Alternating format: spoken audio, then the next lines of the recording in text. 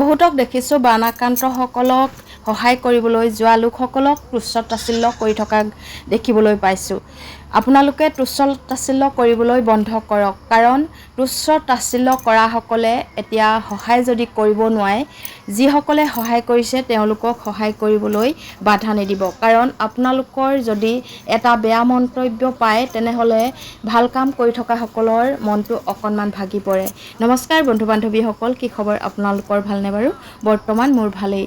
আমি যোৱা সোমবাৰে আচলতে বান সাহায্য দিবলৈ বুলি ৰাওনা হৈছিলোঁ শিৱসাগৰ আমগুৰি নাজিৰা এফালে হোলাং কাঠনি লিগিৰি পুখুৰীত। আৰু এয়া আমি বান সাহায্য বিটাবলৈ গৈ আচলতে এডোখৰ ভয়ংকৰ গাঁৱত সোমাই পৰিলোঁ, য'ত নেকি গাড়ী মটৰ ইফালৰ পৰা ইফালৈ ঘূৰাব নোৱাৰি।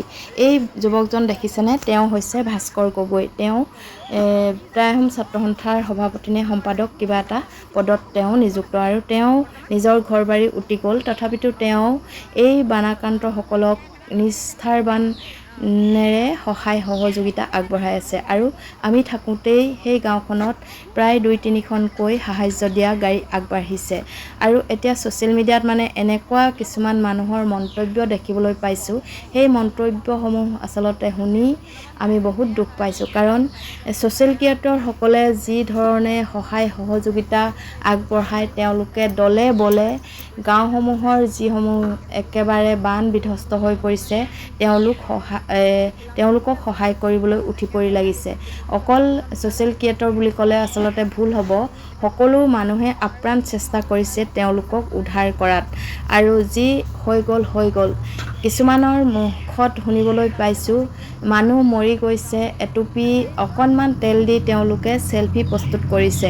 হয়, এই এটা সাধাৰণ চেলফিৰ বাবে, এটা সৰু স্কিপৰ বাবে যে আজি শিৱসাগৰবাসীক সহায় কৰিবলৈ সুদূৰ বিদেশৰ পৰা আহিবলৈ সুবিধা পাইছে। যদি সেই ছ'চিয়েল ক্ৰিয়েটত সেই চেলফিখন বা সেই ভিডিঅ'টো প্ৰস্তুত নকৰা হ'লে অসমৰ বাহিৰত বা ভাৰতৰ বাহিৰত, পাঞ্জাৱত কেনেকৈ গম পালেহেঁতেন?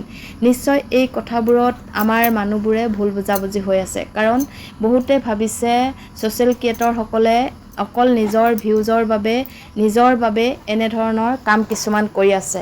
সেইসমূহ সম্পূৰ্ণ ভুল ধাৰণা। কাৰণ ছ'চিয়েল ক্ৰিয়েটৰসকলে বুজাই দিব বিচাৰিছে যে তেওঁলোকক কিমান বেয়া মন্তব্যকো নেওচি তেওঁলোকে মানুহক সহায় কৰিবলৈ আগবাঢ়ে। গতিকে সকলো মানুহে ছ'চিয়েল ক্ৰিয়েটৰসকলক ভাল চকুৰে নাচায় আৰু ছ'চিয়েল ক্ৰিয়েটৰসকলক বেয়া মন্তব্য আগবঢ়ায়। ভাল আৰু বেয়া দিশ আচলতে সকলোতে থাকে। ভাল বেয়া দিশটোৰ আপোনালোকে নিজেই বাছি ল'ব। আপোনালোকৰ নিজৰ পৰিচয়সমূহ আপোনালোকে ছ'চিয়েল মিডিয়াত নিজেই দিয়ে। কাৰণ ছ'চিয়েল মিডিয়াৰ ভিতৰতো বহুত ভাল আৰু বহুত বেয়া দুটা পক্ষ আছে। গতিকে সকলোকে সকলো ধৰণৰ মন্তব্য নিদিবৰ বাবে আপোনালোকক আহ্বান জনালোঁ। কাৰণ আপোনালোকৰ মন্তব্যই কিছুমান কাম কৰিবলৈ সাহস দিয়ে, আৰু আপোনালোকৰ মন্তব্যই কিছুমান কাম কৰিবলৈ আচলতে বাধা দিয়ে। গতিকে সমাজখনত ভাল আৰু বেয়া দিশ দুয়োটাই আছে। যিহেতু আপোনালোকৰ মাজত